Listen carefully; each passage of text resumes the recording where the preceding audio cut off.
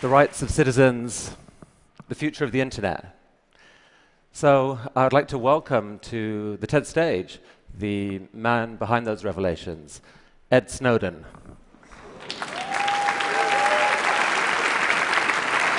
Ed is in a remote location somewhere in Russia, controlling this bot from his laptop, so he can see what the bot can see. Ed, welcome to the TED stage. What can you see, as a matter of fact? I can see everyone. This is amazing.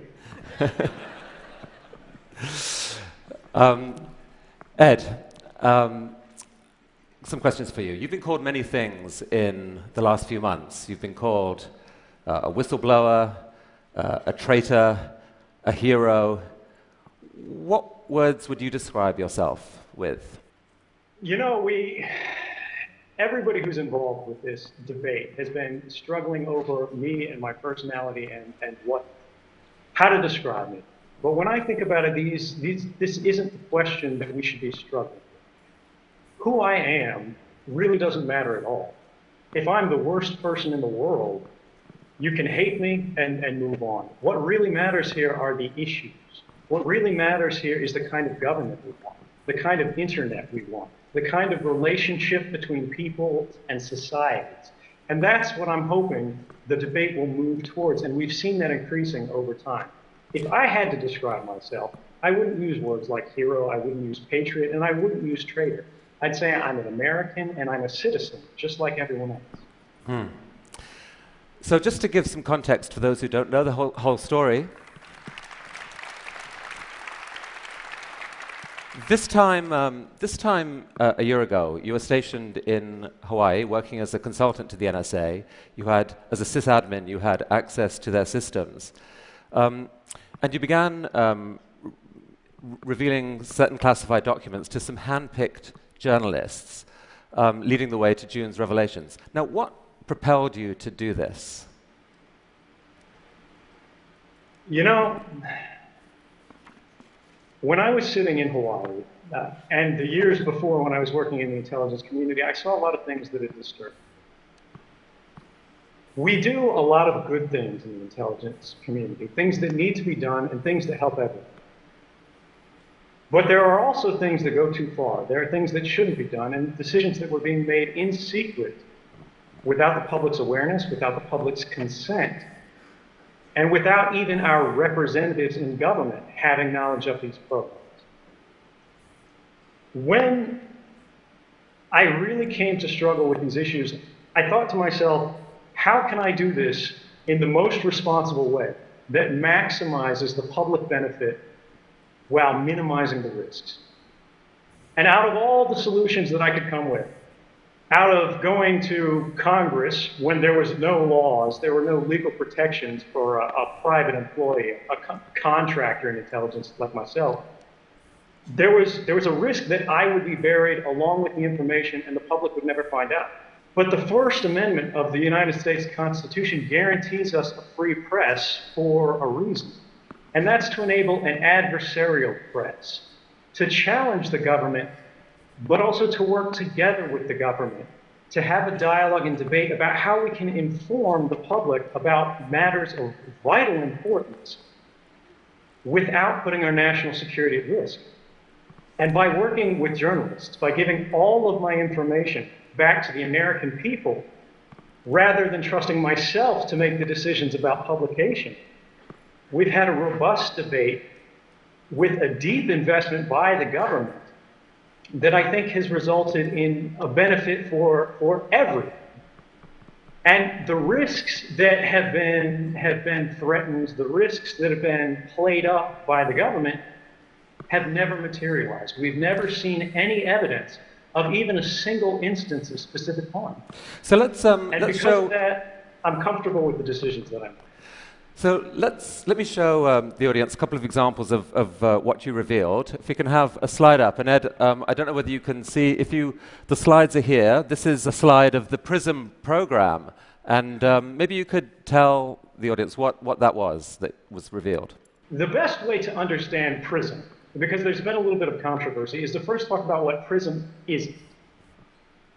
Much of the debate in the US has been about metadata. They've said it's just metadata, it's just metadata, and they're talking about a specific legal authority called Section 215 of the Patriot Act. That allows sort of warrantless wiretapping, mass surveillance of the entire country's sort of phone records, things like that. Who you're talking to, when you're talking to them, where you travel, these are all metadata events. PRISM is about content. It's a program through which the government could compel corporate America. It could sort of deputize corporate America to do its dirty work for the NSA. And even though some of these companies did resist, even though some of them, I believe Yahoo was one of them, challenged them in court, they all lost because it was never tried by an open court. They were only tried by a secret court. And something that we've seen, something about the PRISM program that's very concerning me is there's been a talking point in the US government where they've said 15 federal judges have reviewed these programs and found them to be lawful. But what they don't tell you is those are secret judges in a secret court based on secret interpretations of law that's considered 34,000 warrant requests over 33 years, and in 33 years only rejected 11 government requests.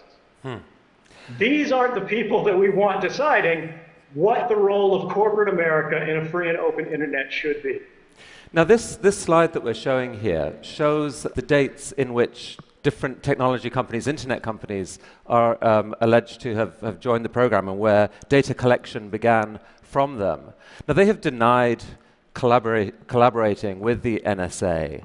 How was that data collected by the NSA? Right, so the NSA's own slides refer to it as direct access. What that means to an actual NSA analyst, someone like me who is working as an intelligence analyst, targeting, Chinese cyber actors, things like that in Hawaii, is the provenance of that data is directly from their servers. It doesn't mean that there's a group of company representatives sitting in a smoky room with the NSA palling around and making backroom deals about how they're going to give this stuff away. Now, each company handles it different ways. Some are responsible, some are somewhat less responsible. But the bottom line is when we talk about how this information is given, it's coming from the companies themselves. It's not stolen from the lines. But there's an important thing to remember here. Even though companies pushed back, even though companies demanded, hey, let's do this through a warrant process. Let's do this, where we actually have some sort of legal review, some sort of basis for handing over these users' data. We saw stories in the Washington Post last year that weren't as well reported as the PRISM story that said the NSA broke in to the data center communications between Google to itself and Yahoo to itself. So even these companies that are cooperating in at least a compelled but hopefully lawful manner with the NSA isn't satisfied with that. And because of that, we need our companies to work very hard to guarantee that they're going to represent the interests of the user and also advocate for the rights of the users. And I think over the last year, we've seen the companies that are named on the PRISM slides take great strides to do that, and I encourage them to continue. What more should they do? The biggest thing that an internet company in America can do today, right now, without consulting with lawyers to protect the rights of users worldwide, is to enable SSL or TLS, sort of encryption, web encryption on every page that you visit. The reason this matters is today, if you go to look at a copy of 1984 on Amazon.com, the NSA can see a record of that. The Russian intelligence service can see a record of that. The Chinese service can see a record of that. The French service, the German service, the services of Andorra, they can all see it because it's unencrypted. The world's library is Amazon.com. But not only do they not support encryption by default, you cannot choose to use encryption when browsing through books. This is something that we need to change, not just for Amazon. I don't mean to single them out, but they're a great example. All companies need to move to an encrypted browsing habit by default for all users who haven't taken any action or picked any special methods on their own. That'll increase the privacy and the rights that people enjoy worldwide. Ed, come with me to this part of the stage. I want to show you the next slide here. This is a program called Boundless Informant. What is that? So I've got to give credit to the NSA for using appropriate names on this. This is one of my favorite NSA cryptonyms. Boundless Informant is a program that the NSA hid from Congress. The NSA was previously asked by Congress, was there any ability that they had to even give a rough ballpark estimate of the amount of American communications that were being intercepted? They said no. They said, we don't track those stats, and we can't track those stats. We can't tell you how many communications we're intercepting around the world, because to tell you that would be to invade your privacy. Now, I really appreciate that sentiment from them, but the reality when you look at this slide is not only do they have the capability already exists. It's already in place. The NSA has its own internal data format that tracks both ends of a communication. And if it says this communication came from America, they can tell Congress how many of those communications they have today, right now. And what Boundless Informant tells us is more communications are being intercepted in America about Americans than there are in Russia about Russians. I'm not sure that's what an intelligence agency should be aiming for. Ed, there was a story broken in the Washington Post, again from your data. The headline says, NSA broke privacy rules thousands of times per year. Tell us about that. We also heard in congressional testimony last year, it was an amazing thing for someone like me who came from the NSA and who's seen the actual internal documents, knows what's in them, to see officials testifying under oath that there have been no abuses, that there have been no violations of the NSA's rules, when we knew this story was coming.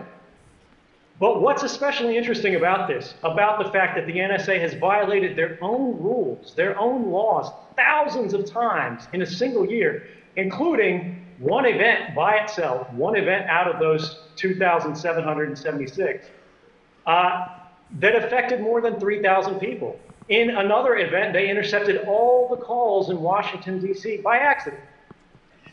What's amazing about this report that didn't get that much attention, is the fact that not only were there 2,776 abuses, the chairman of the Senate Intelligence Committee, Dianne Feinstein, had not seen this report until the Washington Post contacted her asking for comment on the report.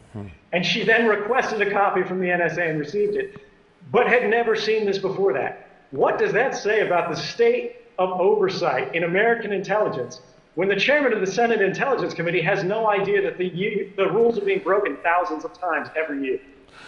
Ed, one response to this whole debate is this. It's why should we care about all this surveillance, honestly? I mean, look, if you've done nothing wrong, you've got nothing to worry about. What's wrong with that point of view? Well, so the first thing is you're giving up your rights. You're saying, hey, I don't think I'm going to need them, so I'm just going to trust that, let's get rid of them. It doesn't really matter. These guys are going to do the right thing. Your rights matter because you never know when you're going to need them. Beyond that, it's a part of our cultural identity, not just in America, but in Western societies and in democratic societies around the world. People should be able to pick up the phone and to call their family. People should be able to send a text message to their loved ones. People should be able to buy a book online. They should be able to travel by train. They should be able to buy an airline ticket without wondering about how these events are going to look to an agent of the government, possibly not even your government, years in the future. How they're going to be misinterpreted and what they're going to think your intentions are. We have a right to privacy.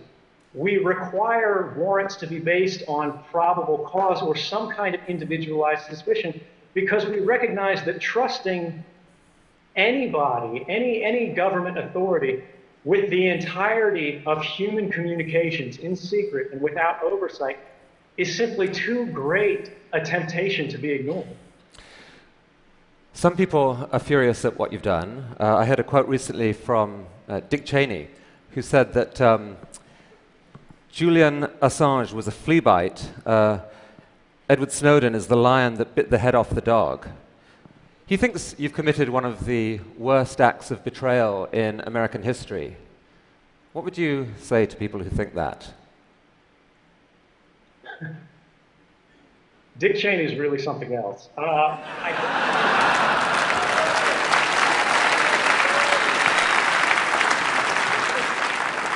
Thank you. I think it's amazing because at the time, Julian Assange was doing some of his greatest work. Dick Cheney was saying he was going to end governments worldwide. The skies were going to ignite and the seas were going to boil off. And now he's saying it's a flea bite. So we should be suspicious about the same sort of overblown claims of damage to national security from these kind of officials. But let's assume that these people really believe this. I would argue that they have kind of a narrow conception of national security. The prerogatives of people like Dick Cheney do not keep the nation safe. The public interest is not always the same as the national interest. Going to war with people who are not our enemy in places that are not a threat doesn't make us safe. And that applies whether it's in Iraq or on the internet. The internet is not the enemy. Our economy is not the enemy.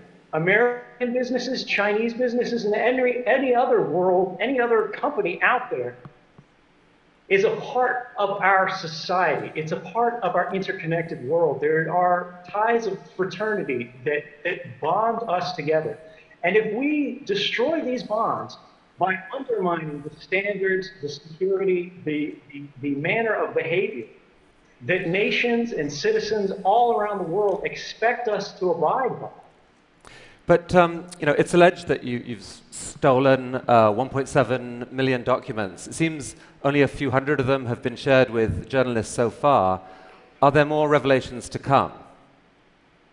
There are absolutely more revelations to come. I don't think there's any question that some of the most important reporting to be done is yet to come. Well, let me come here, because I want to ask you about this particular revelation. Come and take a look at this.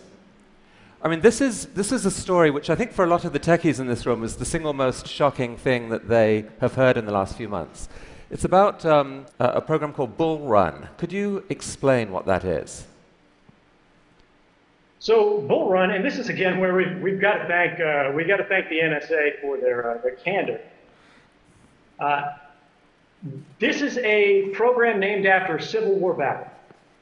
The British counterpart is called Edgehill, which is a UK Civil War battle. And the reason that I believe they're named this way is because they target our own infrastructure. They're programs through which the NSA intentionally misleads corporate partners. They tell corporate partners that these are safe standards. They say, hey, we need to work with you to secure your systems. But in reality, they're giving bad advice to these companies that makes them degrade the security of their services. They're building in back doors that not only the NSA can exploit, but anyone else who has time and money to research and find it can then use to let themselves into the world's communications. And this is really dangerous because if we lose a single standard, if we lose the trust of something like SSL, which was specifically targeted by the Bull Run program, we will live in a less safe world overall. We won't be able to access our banks, and we won't be able to access commerce without worrying about people monitoring those communications and subverting them for their own. And do those same decisions also potentially open America up to cyber attack from other sources? Absolutely. One of the problems, one of sort of the dangerous legacies that we've seen in the post-9/11 era is that the NSA has traditionally worn two hats. They've been in charge of offensive operations, that is hacking, but they've also been in charge of defensive operations. And traditionally, they've always prioritized defense over offense, based on the principle that American secrets are simply worth more. If we hack a Chinese business and steal their secrets, if we hack a government office in Berlin and steal their secrets, that has less value to the American people than making sure that the Chinese can't get access to our secrets. So by reducing the security of our communications, they're not only putting the world at risk, they're putting America at risk in a fundamental way, because intellectual property is the basis, the foundation of our economy. And if we put that at risk through weak security, we're going to be paying for it for years. But they've made a calculation that it was worth doing this as part of America's defense against terrorism. Surely that makes it a price worth paying. Well, when you look at the results of these programs stopping terrorism, you'll see that that's unfounded. And you don't have to take my word for it, because we've had the first open court, the first federal court that's reviewed this outside of sort of the secrecy arrangement, called these programs Orwellian and likely unconstitutional. The Congress, who has access to be briefed on these things and now has the desire to be, has produced bills to reform it. And 2 independent White House panels who reviewed all of the classified evidence said these programs have never stopped a single terrorist attack that was imminent in the United States. So is it really terrorism that we're stopping? Do these programs have any value at all? I say no, and all 3 branches of the American government say no as well. I mean, do you think there's a deeper motivation for them than the war against terrorism? I'm sorry, I couldn't hear you. Say again? Sorry, do you think there's a deeper motivation for them other than the war against terrorism? Yeah, the bottom line is that terrorism has always been what we in the intelligence world would call a cover for action. Terrorism is something that provokes an emotional response that allows people to rationalize authorizing powers and programs that they wouldn't give otherwise. The Bull Run and Edge Hill type programs, the NSA asked for these authorities back in the 1990s. They asked the FBI to go to Congress and make the case. The FBI went to Congress and did make the case. But Congress and the American people said no. They said it's not worth the risk to our economy. They said it's worth too much damage to our society to justify the gains. But what we saw is in the post-9/11 era, they used secrecy and they used the justification of terrorism to start these programs in secret without asking Congress, without asking the American people. And it's that kind of government behind closed doors that we need to guard ourselves against, because it makes us less safe and it offers no value. Okay, come with me here for a sec, because I've got a more personal question for you. Speaking of terror, most people would find the situation you're in right now in Russia pretty terrifying. You obviously, you heard what happened, what the treatment that Bradley Manning got, Chelsea Manning as now is. And there was a story in BuzzFeed saying that there are people in the intelligence community who want you dead. How are you coping with this? How are you coping with the fear? It's no mystery that there are governments out there that want to see me dead. I've made clear again and again and again that I go to sleep every morning thinking about what I can do for the American people. I don't want to harm my government. I want to help my government. Well, the fact that they are willing to completely ignore due process, they're willing to declare guilt without ever seeing a trial, these are things that we need to work against as a society and say, hey, this is not appropriate. We shouldn't be threatening dissidents. We shouldn't be criminalizing journalism. And whatever part I can do to see that end, I'm happy to do despite the risks. So I'd actually like to get some feedback from the audience here, because I know there's widely differing reactions to Edward Snowden. Suppose you had the following 2 choices, right? You could view what he did as fundamentally a reckless act that has endangered America, or you viewed it as fundamentally a heroic act that will work towards America and the world's long-term good.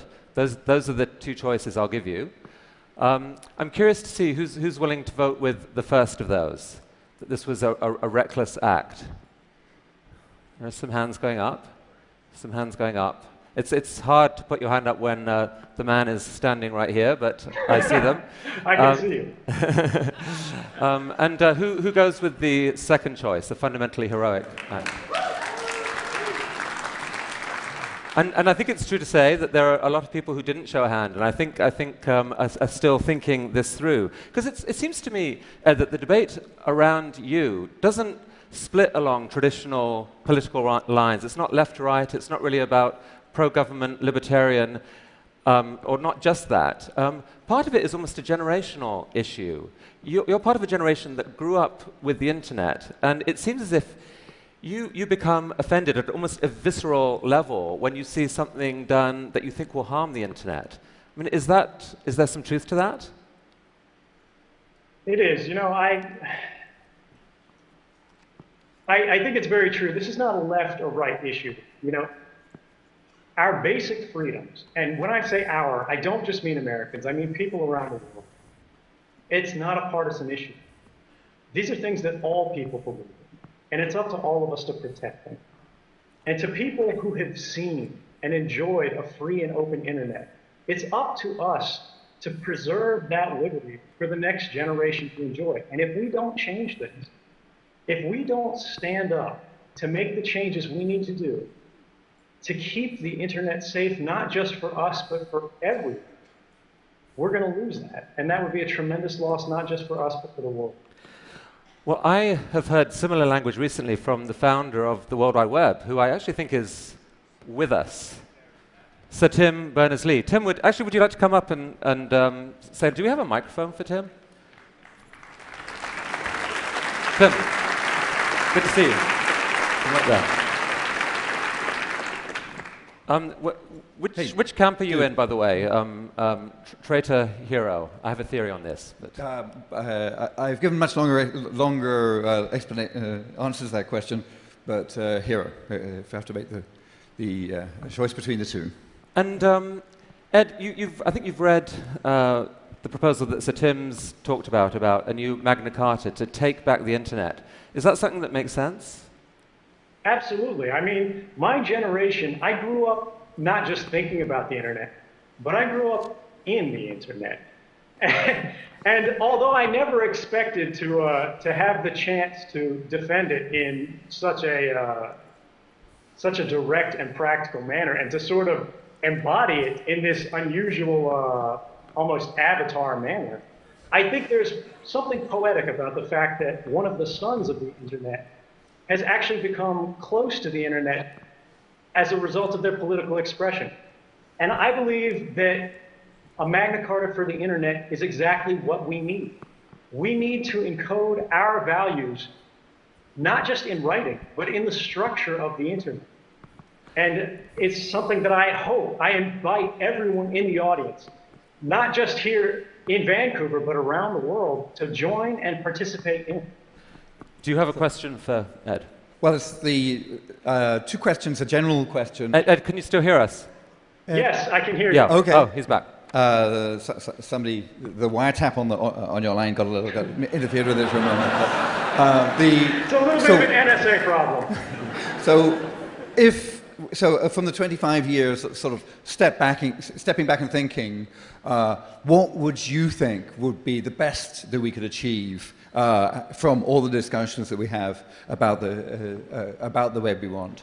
You know, when we think about in terms of how far we can go, I think that's a question that's really only limited by what we're willing to put into it. I think the internet that we've enjoyed in the past has been exactly what we as a not just a nation, but as a people around the world need.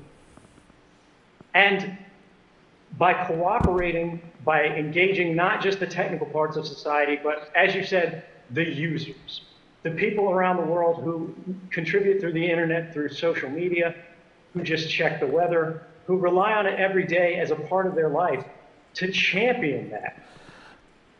We'll get not just the internet we've had, but a better internet, a better now.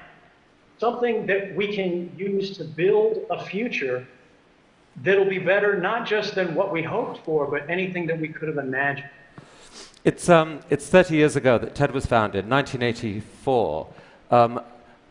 A lot of the conversation since then has been along the lines that actually George Orwell got it wrong. It's not Big Brother watching us. We, through the power of the web and transparency, are now watching Big Brother. Your revelations kind of drove a stake through the heart of that rather optimistic view. But you still believe there's a way of doing something about that. And you do too. Right. So there is an argument to be made that the powers of Big Brother have increased enormously. There was a recent legal article at Yale that established something called the Bankston-Soltani principle, which is that our expectation of privacy is violated when the capabilities of government surveillance have become cheaper by an order of magnitude. And each time that occurs, we need to revisit and rebalance our privacy problem. Now, that hasn't happened since the government's surveillance powers have increased by several magnitude, and that's why we're in the problem that we're in today. But there is still hope, because the power of individuals have also been increased by technology. I am living proof that an individual can go head-to-head against the most powerful adversaries and the most powerful intelligence agencies around the world and win. And I think that's something that we need to take hope from, and we need to build on to make it accessible not just to technical experts, but to ordinary citizens around the world. Journalism is not a crime. Communication is not a crime. And we should not be monitored in our everyday activities. I'm not quite sure how you shake the hand of a bot, but I imagine it's... That'll come very soon. This is the hand right here. Nice to meet you, and I hope my beam looks as nice as my view of you guys does. Thank you. Right. Thank you, Tim.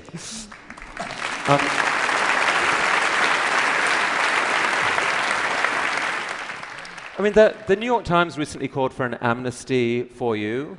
Would you welcome the chance to come back to America? Absolutely. I mean, there's really no question. The principles that have been the foundation of this project have been the public interest and the principles that underlie the journalistic establishment in the United States and around the world. And I think if the press is now saying, we support this, this is something that needed to happen, that's a powerful argument, but it's not the final argument. And I think that's something that the public should decide. But at the same time, the government has hinted that they want some kind of deal, that they want me to sort of compromise the journalists with which I've been working to come back. And I want to make it very clear that I did not do this to be safe. I did this to do what was right. And I'm not going to stop my work in the public interest just to benefit myself. Well, in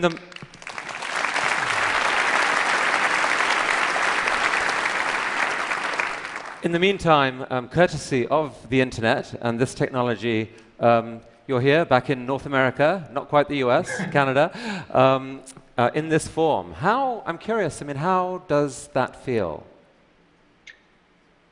Canada is different than what I expected. It's a lot warmer.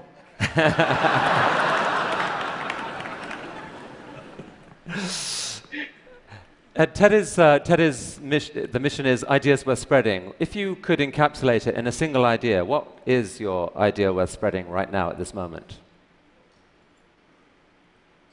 I would say the last year has been a reminder that democracy may die behind closed doors, but we as individuals are born behind those same closed doors. And we don't have to give up our privacy to have good government. We don't have to give up our liberty to have security. And I think by working together, we can have both open government and private lives. And I look forward to working with everyone around the world to seeing that happen. Thank you very much. Thank you.